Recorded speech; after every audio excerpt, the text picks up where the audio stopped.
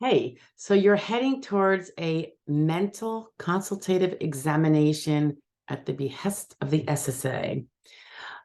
This may be because there are allegations in your application or notations in medical records that they've seen that you might have some depression or anxiety or memory issues, as we tend to get as we, you know, get a little older, like myself.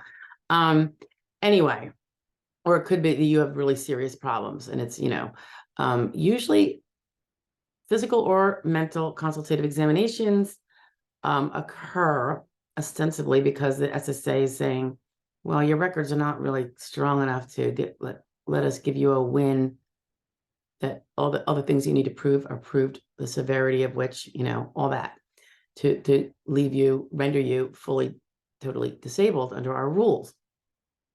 So here we're giving you a chance to maybe add to that. That's the in theory reason, right? And supposedly they don't order them unless it could possibly be that the person is disabled, or it could possibly be not. We just don't have enough. It's not like a absolute they're not disabled based on their medical records. It's where the medical records that they have are like, could be.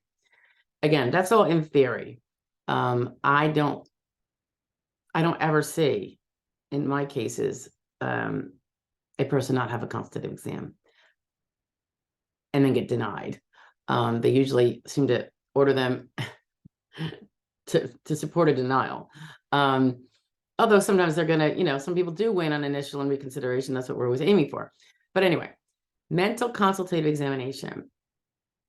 Here's what you need to know. You cannot be hiding or concealing or being Superman or Superwoman. Very important things that likely were the reason why the consultative exam has to happen so they can say they fully evaluate your case. Typically, and this is particularly true if you don't have like a real major mental health impairment, your impairment is physical, right? But if there's been, and this is almost 99% of people when they have serious pain issues and quality of life has changed and there's a little adjustment issue with the new lifestyle and the limitations that they have, there can be a little depression, a little anxiety, or a little distraction. And what's important about distraction and poor concentration and anxiety, those are the symptoms of poor concentration and focus. Those are the symptoms that often result from anxiety. It could be a low-level anxiety, depression, a little bit of depression, worrying about the future.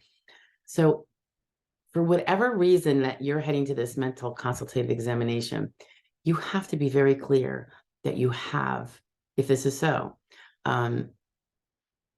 at times or frequently, limited concentration. Like you just can't pay attention that long. Your mind is always going, or you just feel like you're in a brain fog. Depends on whatever your issue is. But I'll tell you, for a lot of cases, particularly for people over 50, that little slight deviation from perfect memory and perfect concentration is what can win a case. Because a lot of the times it's because we are trying to prove that you can't transfer those old skills from your prior work to a new industry that would otherwise be transferable, but he's got some focus issues and concentration issues. It could be that they stem from his pain, but it also can be stemming from a mild anxiety disorder. So you do not want to cover that up. You don't want to pretend it doesn't happen. I don't know anyone who has pain issues and change of life due to disability issues who doesn't have this. It just seems like a natural, unfortunate repercussion when this happens to us. So please don't do yourself a disservice by denying it. It doesn't mean you're crazy, and it doesn't even mean you need to have a bunch of therapy necessarily, but the last thing you want to do is deny it, because now it's like, cha-ching, case closed, not disabled. Okay. So please go in there with the thought that you are going to, when he says, what's going on, however they present it to you, If they ask you if you have, how's your concentration, you want to say, oftentimes it's poor, if that's the case. Or, if you have racing thoughts at night, if it prevents sleep. If you find yourself, starting a task and then getting distracted by something else and going to some other task during the day when you're at home, putzing around because you don't have a job and you're not working because of your disability, you want to say that. Maybe you don't get tasks done timely. You get very distracted very quickly. Maybe you get brain fog and fatigued and your memory is not doing well. And then you're like losing focus of what you're doing. So you go and lie down or rest your brain. Whatever it is, this is now your time to tell this. Okay. If you don't, you're probably going to sink your ship. So take heed. Don't be afraid to tell them the truth about it. It doesn't mean you're going nuts and that you have to go, go on medications necessarily or anything else.